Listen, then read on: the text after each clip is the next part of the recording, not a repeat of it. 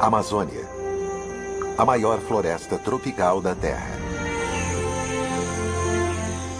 Ela é o lar de uma em cada 10 de todas as espécies do planeta.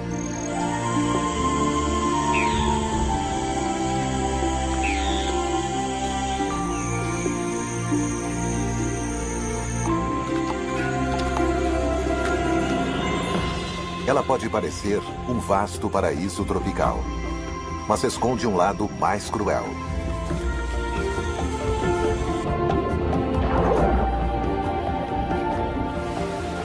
Nesta paisagem, há a mesma quantidade de água quanto de floresta.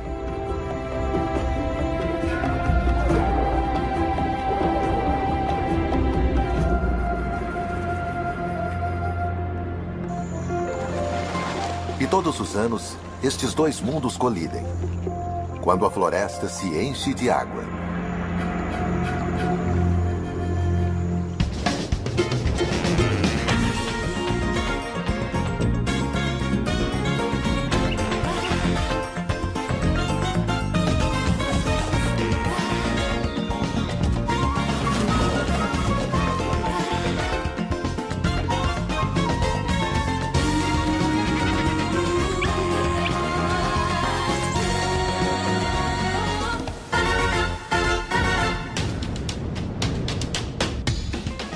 Brasil Selvagem.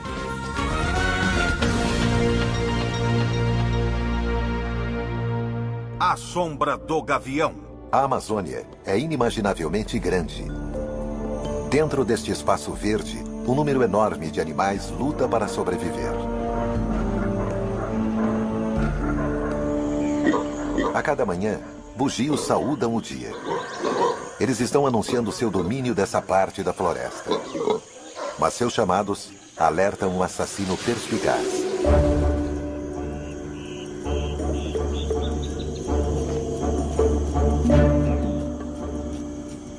A arpia é a ave de capina mais poderosa do mundo, capaz de carregar um bugio em suas garras. Suas asas, cuja envergadura é de 2,5 metros, são amplas e curvas, o que a permite fazer manobras através dos dosséis com precisão mortal.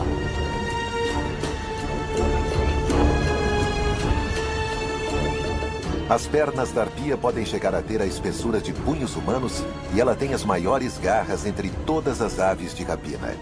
Ela é capaz de carregar uma presa com quase o mesmo peso que ela.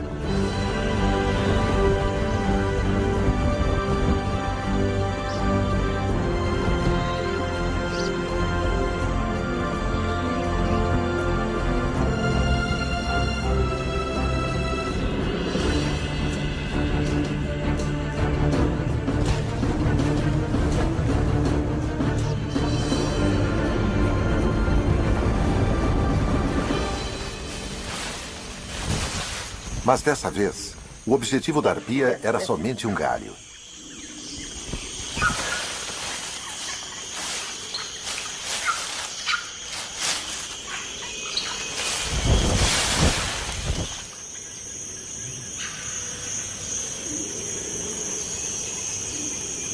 Os ramos são para ela levar para o ninho que fica nos galhos das árvores mais altas da floresta.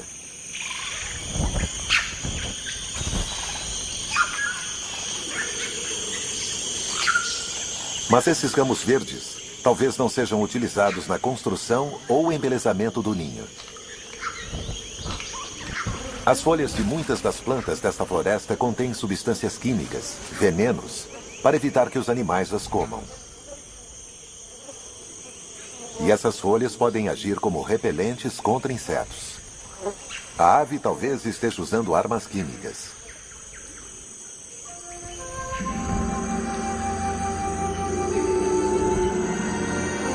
O verde uniforme da Amazônia esconde muitas diferenças. Há as florestas de terra firme nos solos mais altos e as florestas inundadas, ou várzea, ao longo de uma série de rios e lagos. Muitas das árvores estão engajadas em uma guerra secreta, onde elas usam substâncias químicas para sua proteção. Algo que os bugios gostariam de ter, principalmente contra os insetos.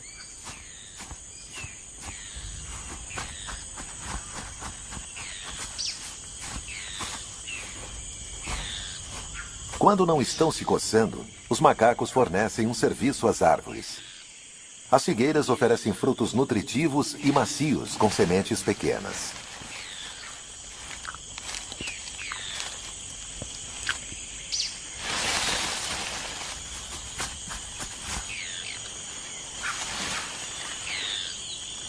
Quando se alimentam, os bugios jogam fora as sementes e assim as figueiras se multiplicam pela floresta.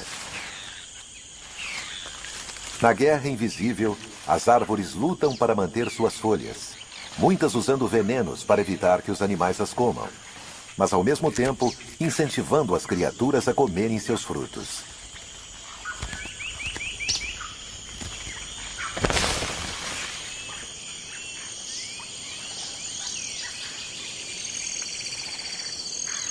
A maioria dos frutos é altamente nutritiva, e isso ajudou a mudar a vida sexual de um dos moradores daqui, o galo da Serra do Pará. Todas as manhãs, depois de se fartar rapidamente de frutas, os fabulosamente coloridos machos se reúnem em uma área de exibição comunal.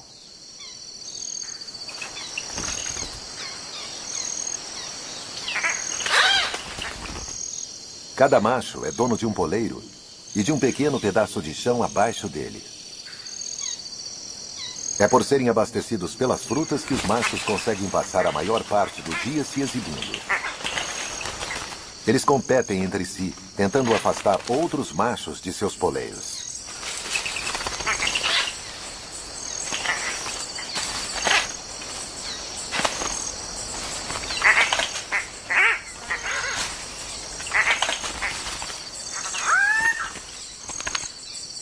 A chegada de uma fêmea unicolor faz os machos descerem, cada um para sua área individual. Curiosamente, eles agora pararam de emitir sons e mal se movem. Eles esperam com as penas eriçadas, na esperança de que a fêmea visite sua área exclusiva. Os machos tentam estragar o show um dos outros, adentrando a cena da exibição alheia.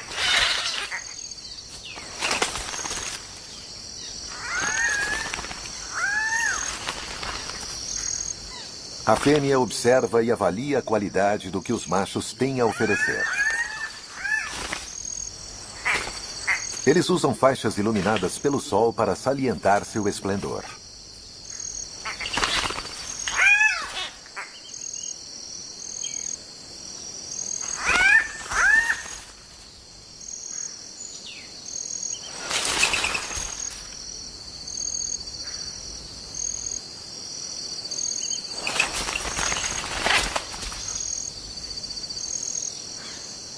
Ela escolheu um macho na margem extrema da área de exibição, onde o acasalamento acontece discretamente.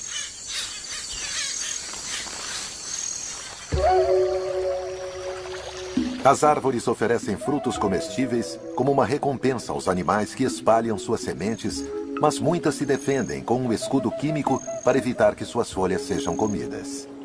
Existe uma guerra invisível entre as árvores e os comedores de folhas. E o comedor de folha mais importante da Amazônia é este pequeno inseto,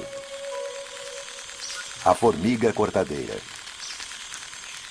Suas mandíbulas vibram milhares de vezes por segundo à medida que ela corta as folhas. As folhas cortadas não são comidas pelas operárias. Em vez disso, elas as levam de volta para o ninho.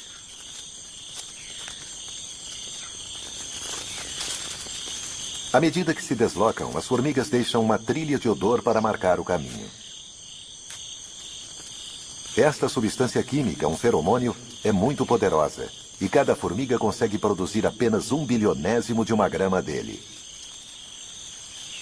Uma folha pode chegar a 20 vezes o peso da formiga, o equivalente a um ser humano carregando uma carga de 1 tonelada. Porém, mais surpreendente ainda, estes mini-hércules chegam a mais de 100 metros de seu ninho, o equivalente humano a uma caminhada de 24 quilômetros. Como se a carga não fosse o suficiente, formigas maiores sobem nas folhas nas costas das carregadoras para protegê-las de moscas parasitas.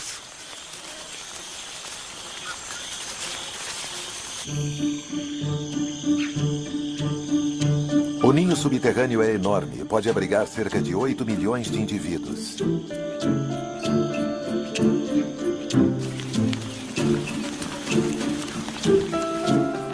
As folhas são levadas para uma câmara especial, onde uma classe diferente de formigas as corta em pedaços menores.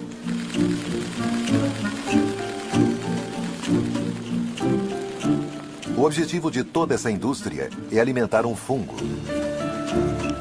As formigas são fazendeiras e as menores operárias cuidam dos jardins de fungos. Este é o alimento da colônia.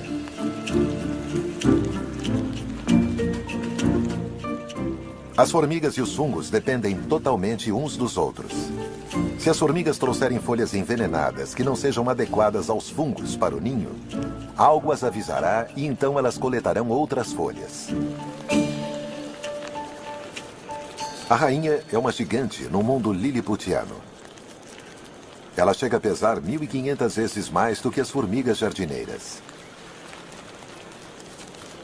Apenas ela produz os ovos que se transformarão nos muitos tipos de operárias. A colônia está sempre ocupada, escavando novas câmaras para cultivar mais fungos. O espólio é levado para fora e excluído.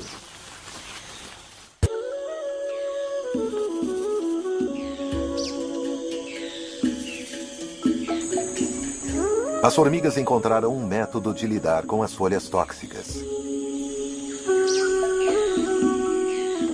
Outros animais encontraram maneiras diferentes de superar esse desafio. A mãe preguiça tem seu próprio método de encontrar folhas comestíveis.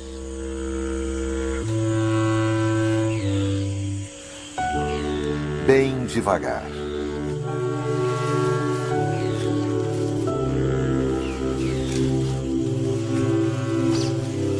A razão da famosa letargia da preguiça é que folhas têm pouco valor nutricional. Então, a preguiça economiza energia com um metabolismo muito lento.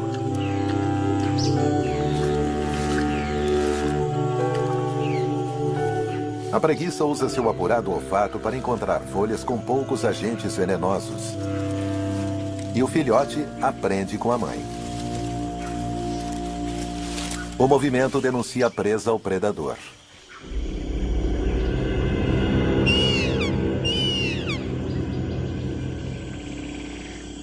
Mas isso não é problema para a preguiça, que descansa e dorme durante a maior parte do dia.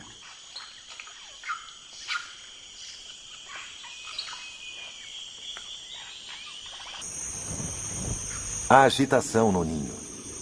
O filhote da águia nasceu.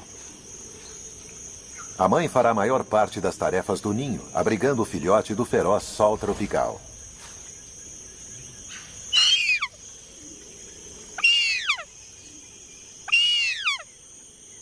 O filhote passará 5 meses no ninho, até que chegue a ter o tamanho dos pais. Durante esse tempo, eles trarão galhos como uma forma de controlar os insetos. A mãe vê algo se movendo.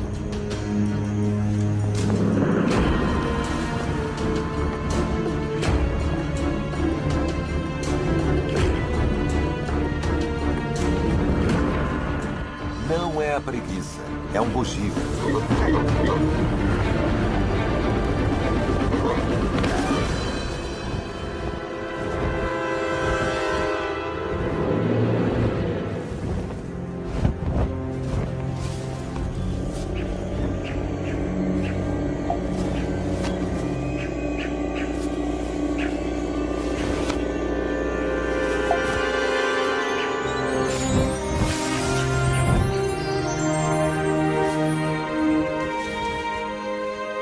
O macaco será um dos muitos que os pais trarão ao único filhote durante os próximos meses.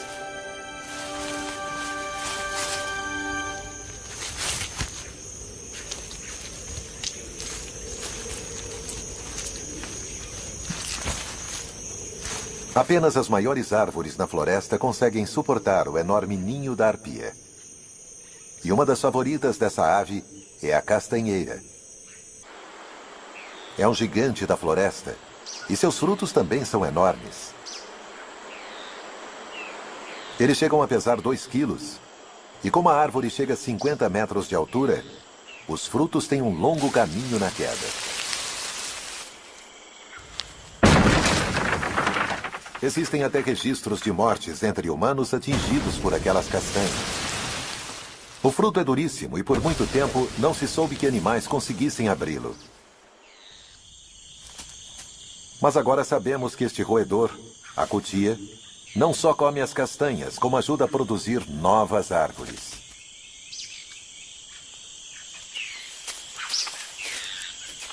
Os incisivos afiados da cutia e suas poderosas mandíbulas rasgam o invólucro. Mas é preciso muita paciência e vigor antes que o roedor chegue às castanhas.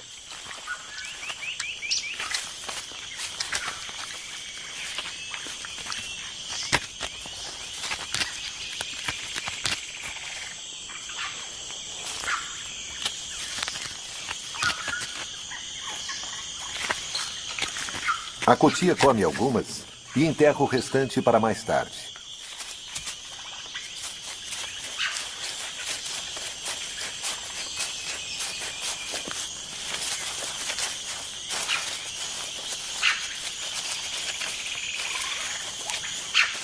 Para a sorte da castanheira, o animal não lembra onde está seu tesouro enterrado. E assim, na cutia, a castanheira tem um jardineiro bem pago que até ajuda a plantar suas sementes.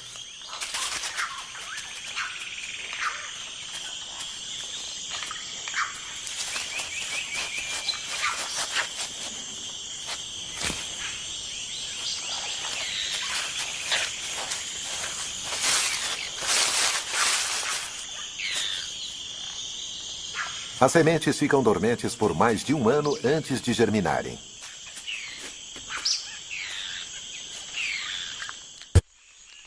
Existe outro animal que também recorre ao fruto da castanheira. Ele é um tipo de rã venenosa.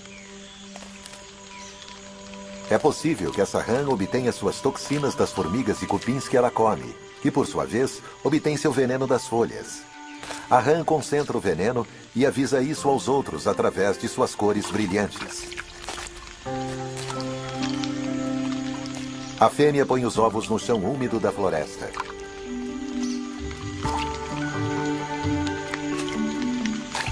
O macho toma conta e os mantém limpos.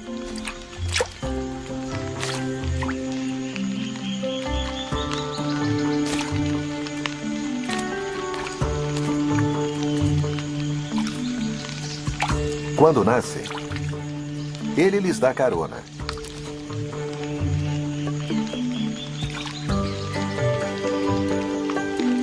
Os girinos aderem ao muco das costas do pai. O pai carrega os filhotes um a um até a casca vazia da castanha.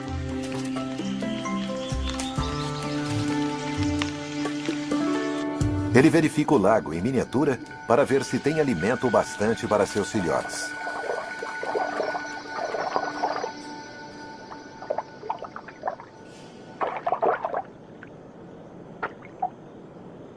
Em alguns meses, as jovens rãs venenosas sairão da segurança de seu berçário na casca da castanha.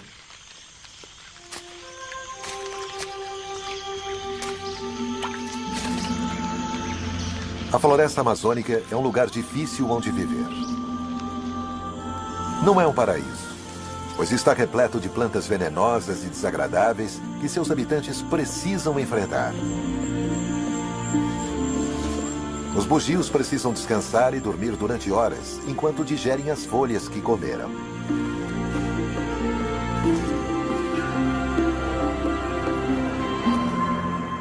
A noite traz novos desafios e uma gama diferente de animais. Criaturas que se escondem durante o dia. E há diferentes frutas para serem encontradas e consumidas.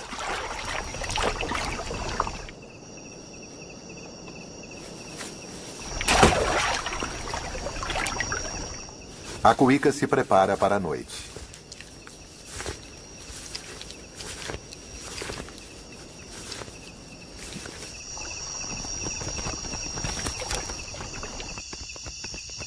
Ela é um onívoro, uma generalista, e usa seu olfato para encontrar alimento no mundo escuro.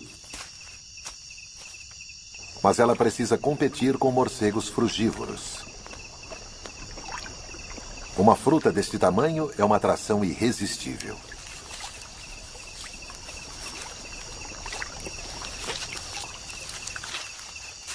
A cuíca precisa agir rápido se quiser afastar os morcegos famintos. Eles estão concentrados em se alimentar, mas precisam ter cuidado com a cuíca.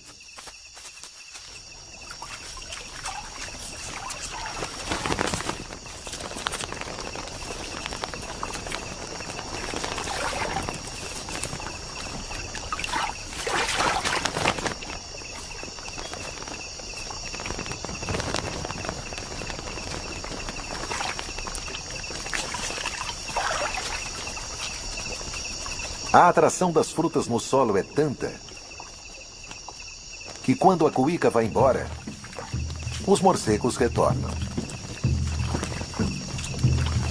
Eles estão distraídos com o frenesi da alimentação e não percebem que a cuíca voltou.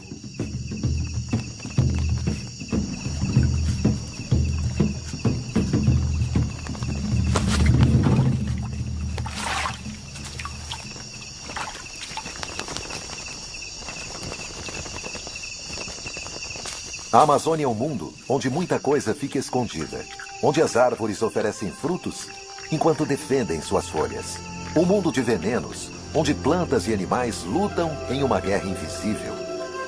Mas tanto para as plantas quanto para os animais, há um desafio enorme: o clima.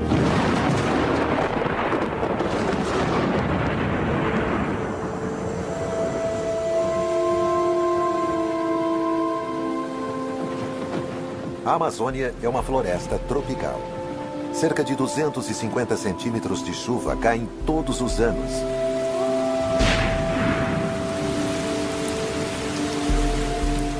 E a maior parte na estação das chuvas. As árvores e suas folhas têm um papel crucial no clima, pois metade da chuva que cai vem da própria floresta. As folhas liberam vapor de água naturalmente e depois formam as nuvens e retorna como chuva. As chuvas são perigosas para o filhote da arpia. Se ele ficar ensopado, poderá se resfriar e morrer. Essas são épocas perigosas para a mais poderosa ave de rapina da Terra.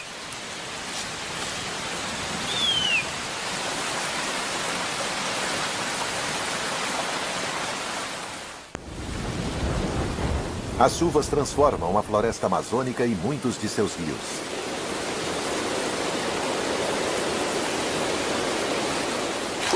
A água aumenta o volume dos rios que agora começam a penetrar na floresta. As tempestades são tão intensas que a floresta se torna um mundo anfíbio. Na metade do caminho entre o ar e a água. As formigas cortadeiras estão com problemas. Suas trilhas de feromônios estão desaparecendo. E as coisas estão prestes a piorar.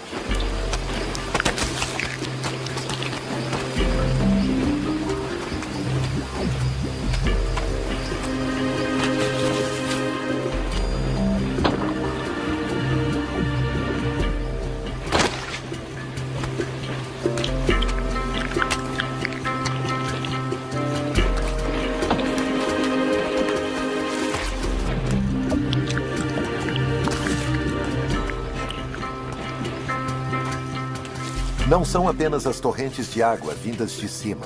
Os rios continuam subindo, submergindo suas trilhas. As formigas, as maiores consumidoras de folhas da floresta, estão encharcadas pela estação das chuvas. À medida que a água sobe, ela se espalha dentro da floresta e cria alguns dos habitats mais exclusivos do mundo. As várzeas e igapós, florestas inundadas sazonalmente.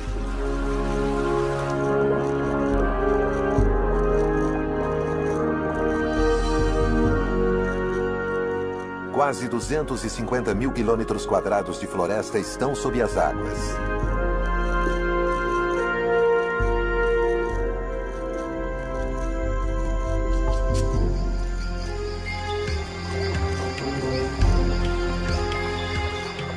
A transformação é total.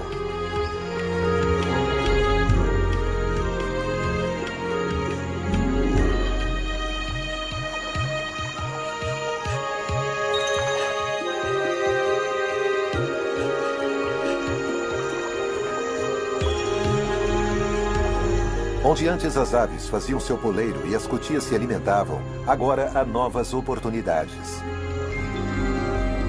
Em seu auge, as enchentes podem alcançar mais de 20 quilômetros floresta dentro.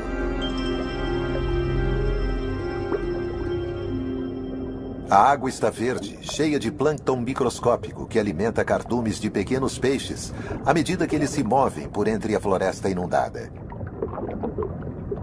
Os peixes fazem sua casa entre as folhas do solo da floresta, onde antes formigas carregavam suas pesadas cargas.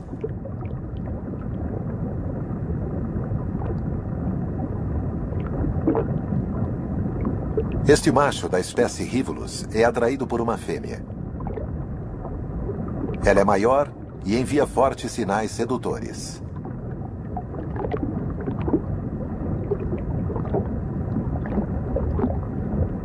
Mas nem tudo é o que parece. O macho está seduzido, mas está indo para a morte.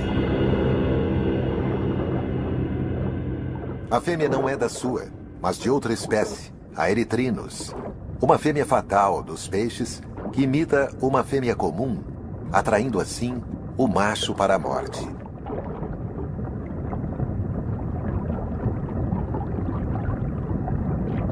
À medida que o nível da água sobe dentro da floresta, predadores maiores se movem com ele.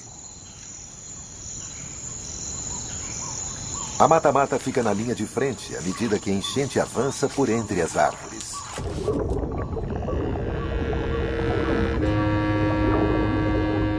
Ela tem seu próprio método de pesca.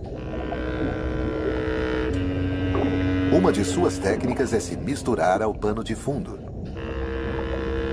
Ela fica parecendo um tronco coberto com vegetação.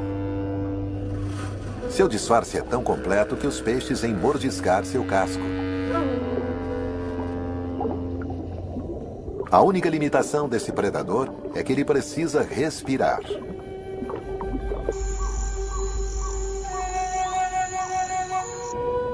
Isso restringe a mata-mata às margens mais rasas da enchente invasora.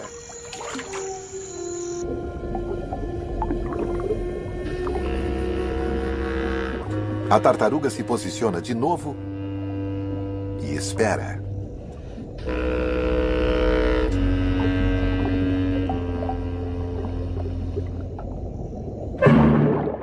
E depois explode em movimento.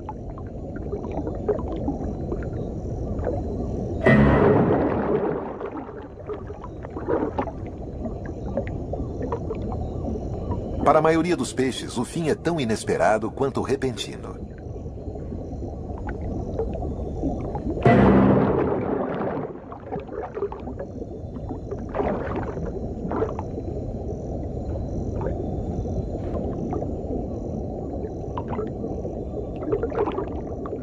O nome brasileiro, mata-mata, pode se referir à habilidade da tartaruga de matar.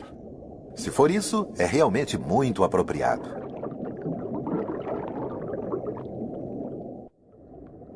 À medida que a água enche a floresta, ela causa problemas para alguns de seus habitantes mais lentos.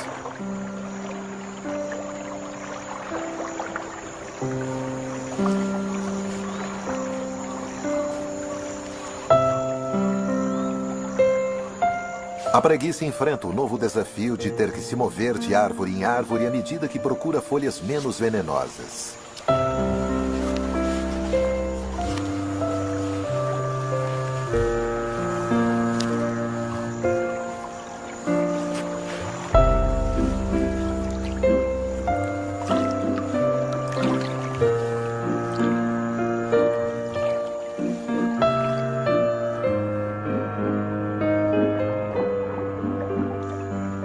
Ela é uma nadadora surpreendentemente habilidosa, o que é muito bom.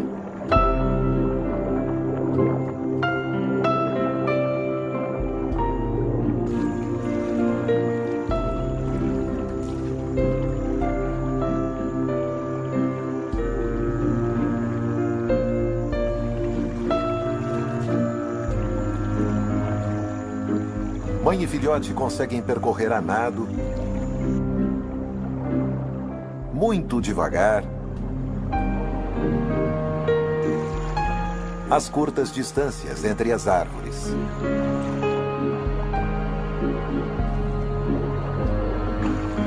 Desde que seu pelo não fique muito encharcado.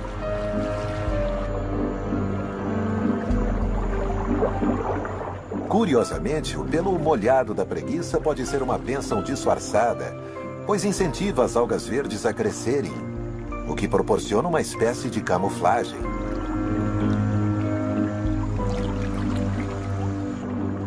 À medida que a água continua subindo e alcançando os galhos das árvores, um macho da espécie Caracide se aproxima e estabelece território. E logo atrai uma fêmea.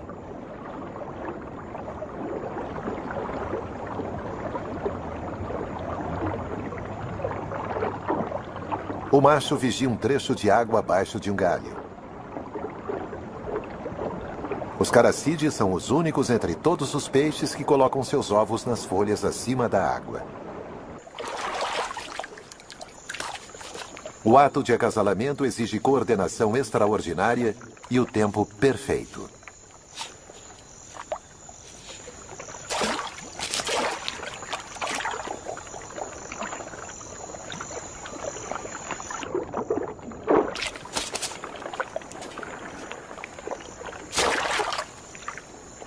A razão para toda essa precisão é que os ovos do peixe estão mais seguros em uma folha fora da água, longe das bocas famintas. Depois que todos os ovos são posicionados, o macho não só os protege, ele também os mantém úmidos.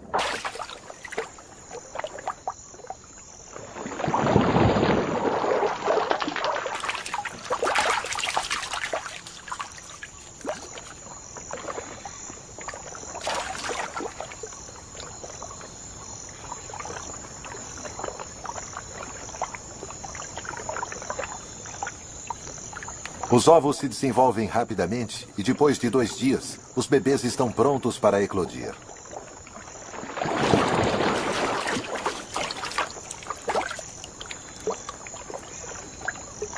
Eles caem com segurança nas águas da floresta inundada. A água atingiu sua altura máxima, até 12 metros a mais do que na estação da seca. Mesmo assim, algumas árvores dão frutos nessa época, quando estão cercadas por hectares de água.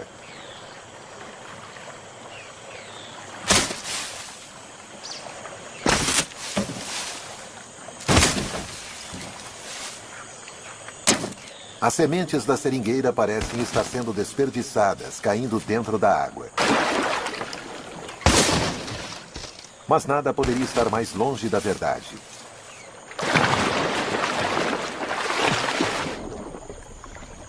Este peixe nada por baixo da seringueira. Ele se alimenta de frutas e sementes com mandíbulas poderosas e dentes capazes de esmagar as mais duras sementes.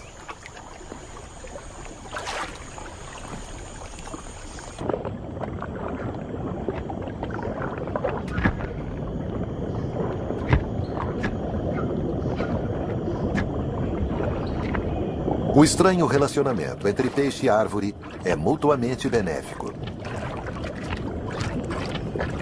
As sementes evacuadas por ele são espalhadas pela floresta inundada. Com uma enchente com nível tão alto, a várzea não é um local seguro.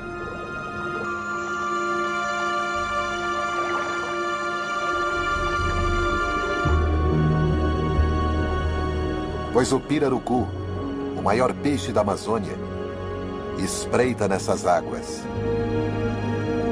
Este monstro pode chegar a 3 metros de comprimento. O pirarucu é um gigante estranho, pois ele vem à superfície a cada 10, 15 minutos durante sua caçada.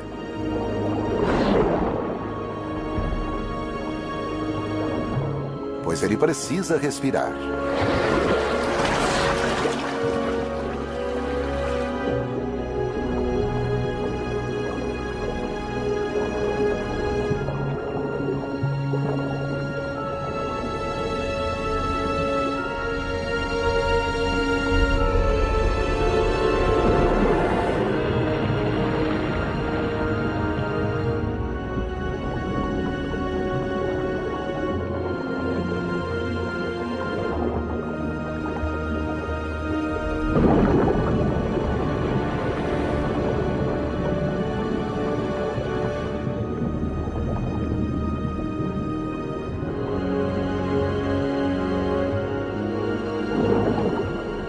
pirarucu é membro de uma família primitiva de peixes que persegue e aterroriza outros peixes desde a era dos dinossauros.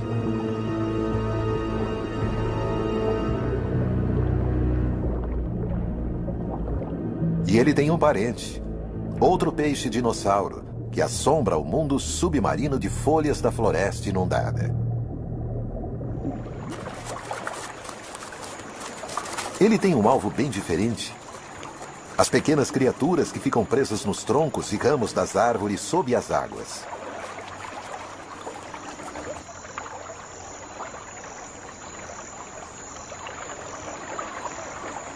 Com 1 metro de comprimento, o aruanã é menor que o pirarucu, mas não menos assustador.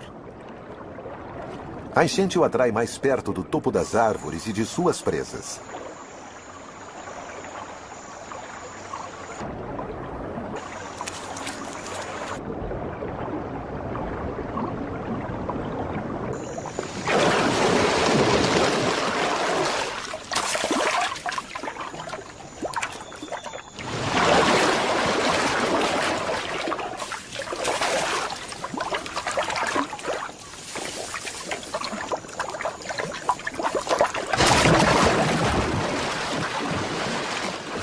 As enchentes são uma época de abundância para os aruanãs. Durante meses, eles terão acesso às árvores.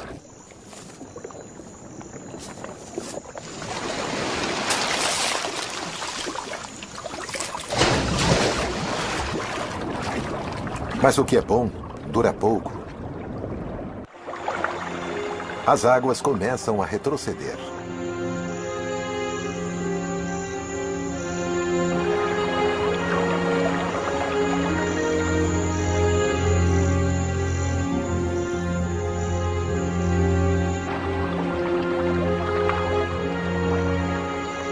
Esta é uma época perigosa para os peixes da floresta.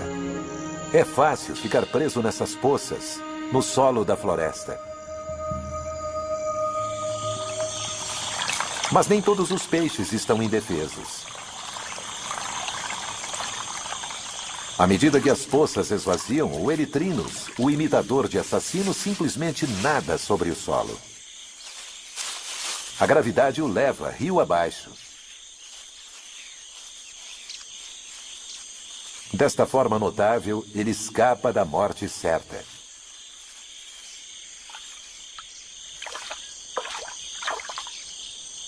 O Rivulus também tem uma estratégia de escape. Ele usa os poderosos músculos da cauda para se lançar no ar. Desta maneira vigorosa, ele gira sobre o solo da floresta.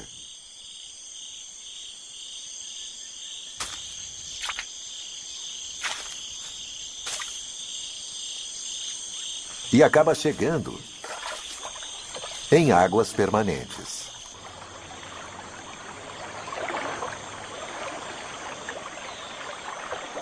Os habitantes temporários das florestas inundadas são forçados a voltarem para os riachos, rios e lagos.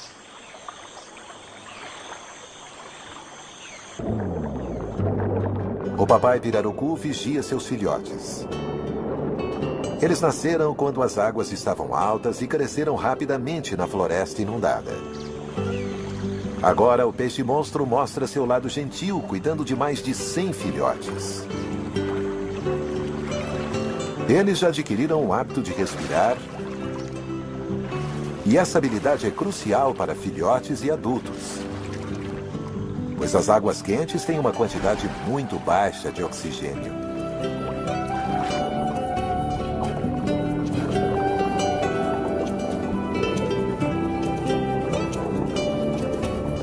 Os filhotes ficarão com o pai durante 3 meses. O macho secreta um feromônio na cabeça que mantém os filhotes perto dele.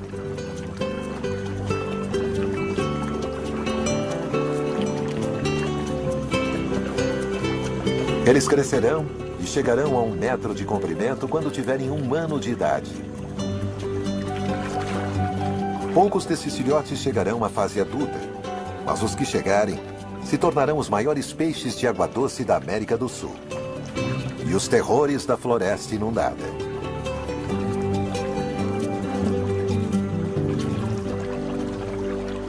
O fluxo das enchentes traz tanto fartura quanto fome para os peixes. E as estações da seca e das chuvas afetam todas as criaturas da Amazônia. É na estação da seca, na floresta de terra firme, que outro gigante da Amazônia atinge seu momento-chave em seus deveres de pai.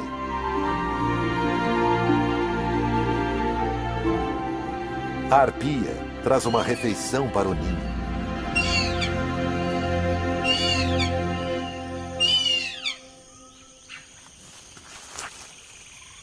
O filhote está com 5 meses e já é quase adulto.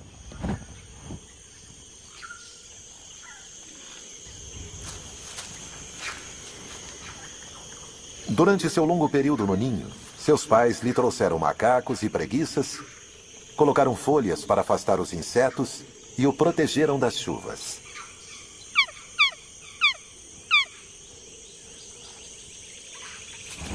Agora está na hora dele ir para o ar.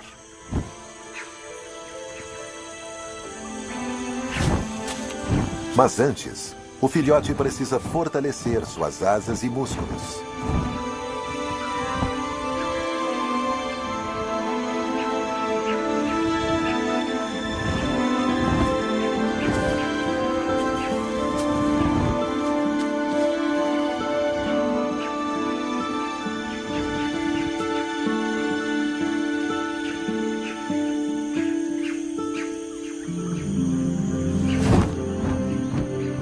O reino dessas arpias é um dos mais complexos do mundo.